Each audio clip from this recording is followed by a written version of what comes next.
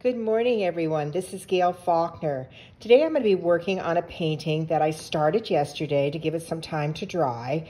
What I did is I went in and I did the background area, kind of a sky blue color.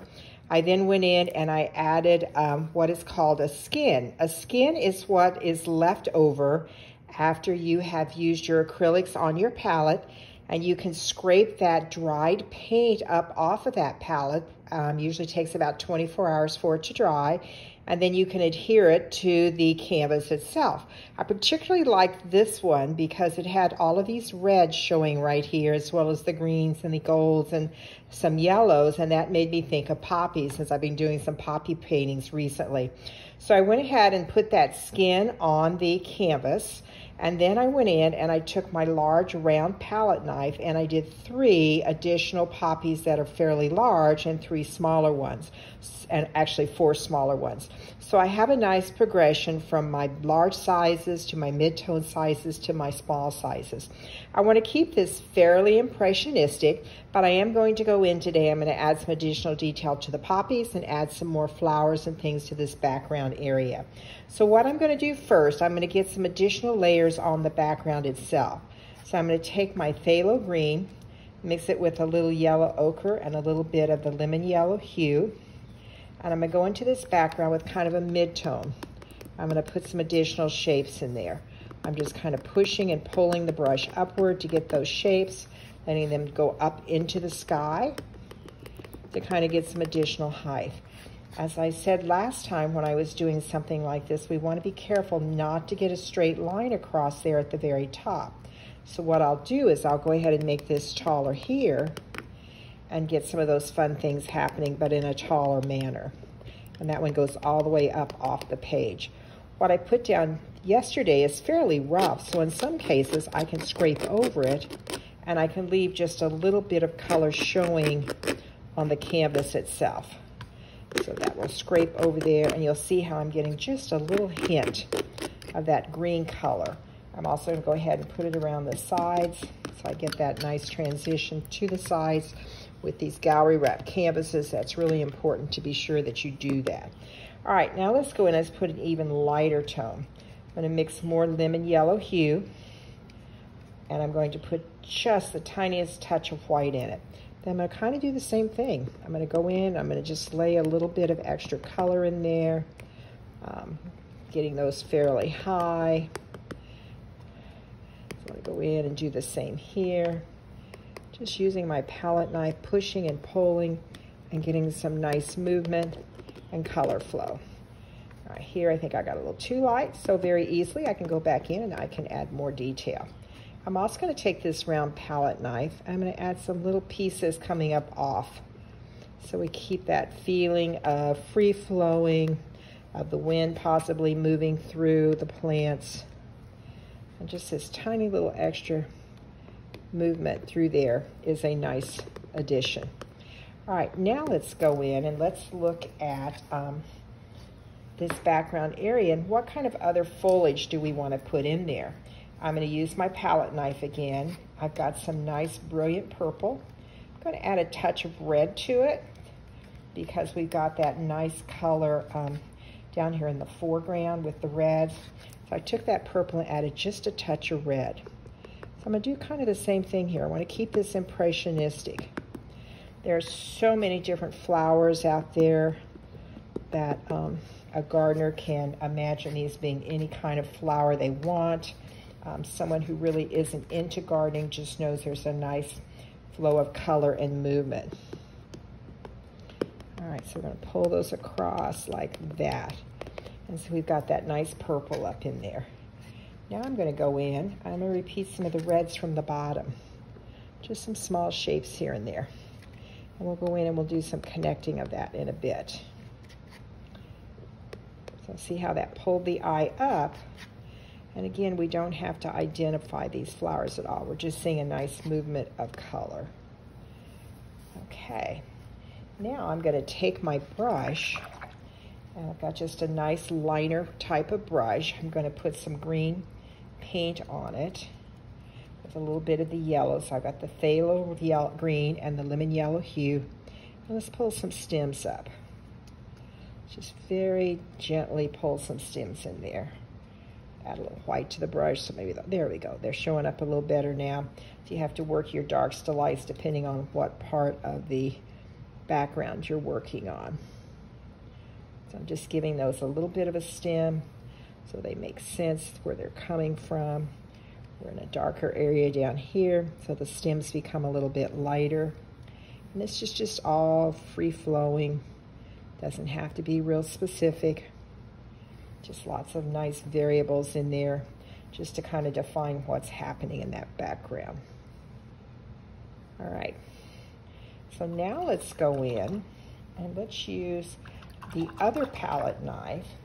I'm washing my brush out. With these acrylic paints, you want to make sure that you always get the paint out of your brush.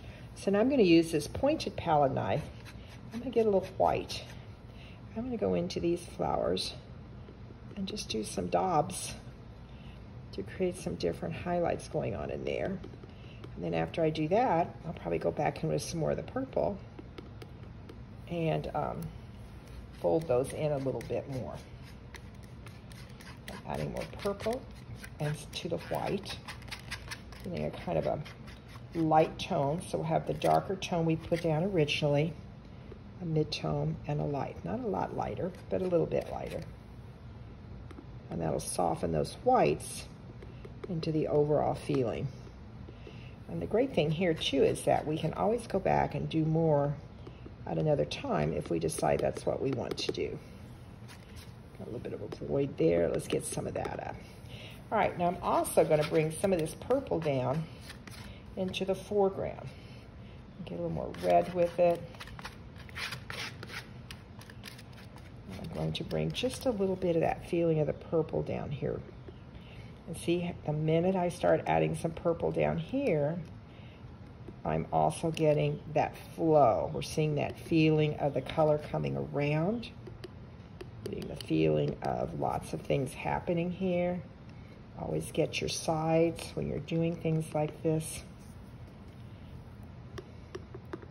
And this is connecting the foreground with the background.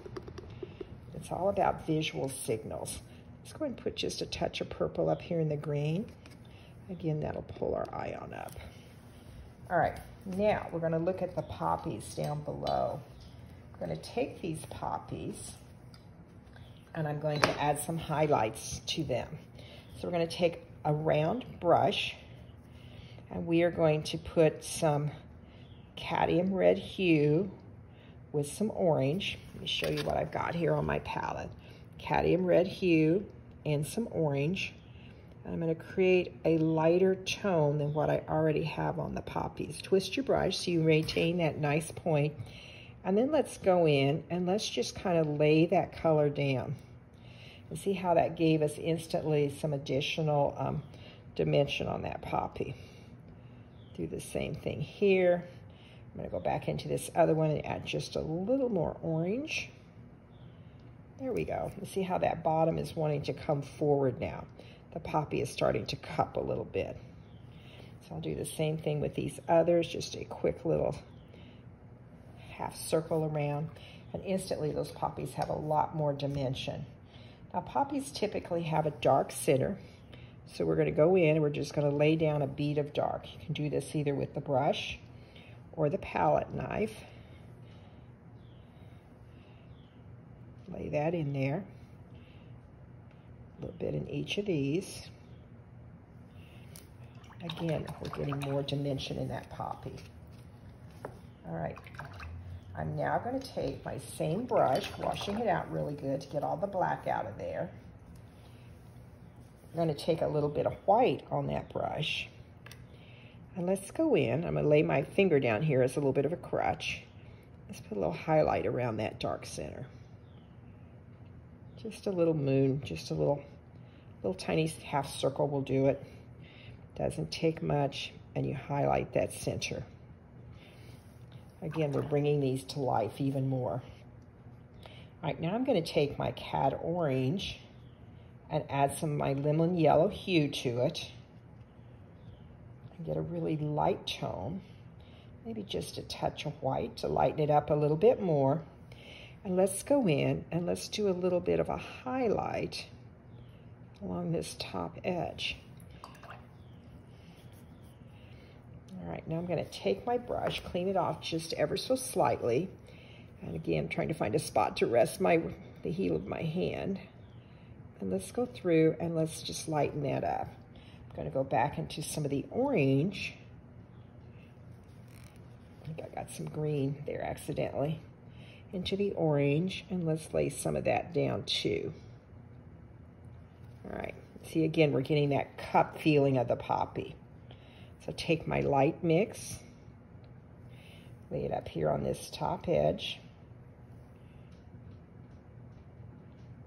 pull it around, do the same thing again, top edge of this poppy, pull it around, didn't get quite as much as my oranges in there. Pull it around. Then just go back and play. Play till you get it so it looks like you want it to look. The more layers you do on here, the more dimension your poppy's going to have. You can see every time I lay down another color, how the dark to light relationships start making that poppy really kind of fold in on itself, which is just super fun.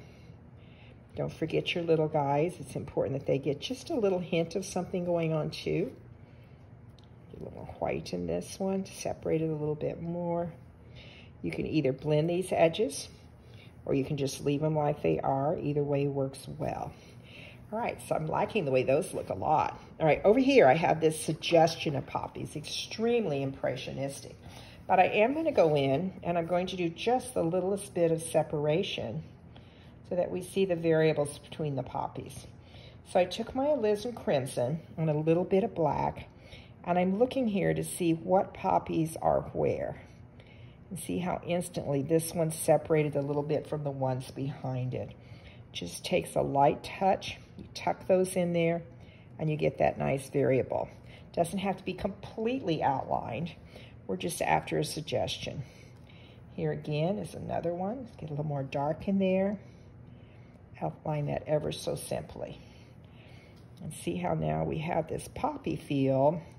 Even though these are all kind of together, we have the separation going on. And as I said, you don't need to do every one. Let's just get a feeling for a few. All right, now let's go in and let's reinforce some of those centers.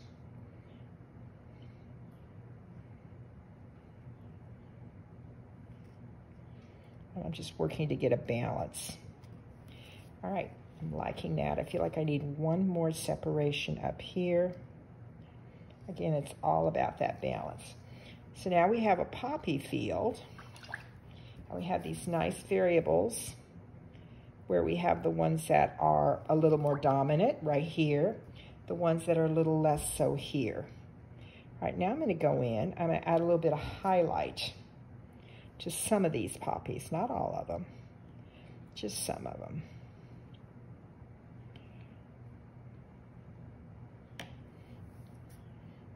I think I like the yellow, the orange, sorry, just a little bit more than the pure white. So I'll just go back in and soften some of those. All right, again, I have that look of the poppies, which is very fun. I have one more here. I'm always, after I think I'm finished, I check to see what my balance is, see if I want to do a little bit more, if I want to leave it just like it is. The great thing about acrylics, you can do this as much as you want, as long as it hasn't dried. You have every opportunity to go in there and change some things. All right, let's go into some of these in the background now. And they still have the suggestion of a poppy. So I'm going to take this brush, I'm just going to use the tip to go in there and get a center here and there. I can leave a little bit of a dollop on the paint. You'll see sometimes it leaves more of a chunk than it does other times. And I just literally drop that in. You don't want to overthink it. You don't want to overwork it. You want to keep that fresh, impressionistic feel with this. All right, see how that pulled our eye up to these poppies. All right, now down here in this area, we want to get some stems. we're working on top of that skin that I put on there. So the stems will lay fairly well there, I think. We'll see. All right, there's the stem. There's the stem. Got that one way too wide.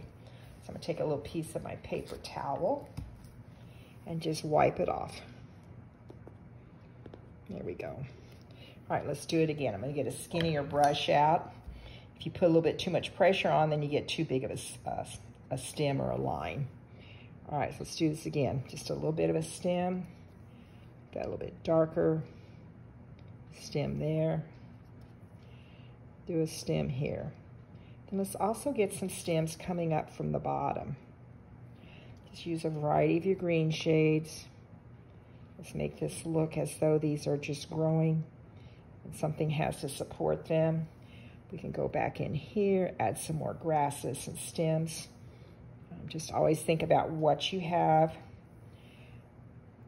underneath so you'll know how dark or light you need your stems to be so that they'll show up. I'm going to go here and put a little bit of highlight on this one. A little bit of highlight on this stem. There we go. So you can see we've got that feeling. Every time I bring a color to the palette or to the painting from the palette, I want to repeat that color in such a way that the eye travels around the canvas.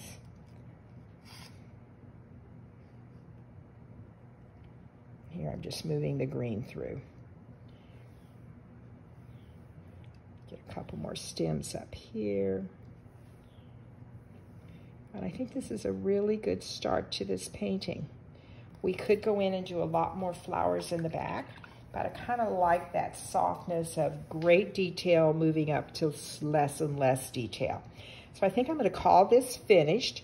I might tweak it just a tiny bit, but I will go ahead and call this finished for the moment. I'll sign my name right down here on this bottom edge, and it will be great. I will talk to you later. Bye.